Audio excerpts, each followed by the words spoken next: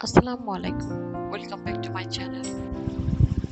আজকে ছিল লাউ এর খোসা দিয়ে আলু ভাজি, ডাল আর লাউ এর তরকারি আর চালের গুঁড়ি দিয়ে লাউ ভাজি।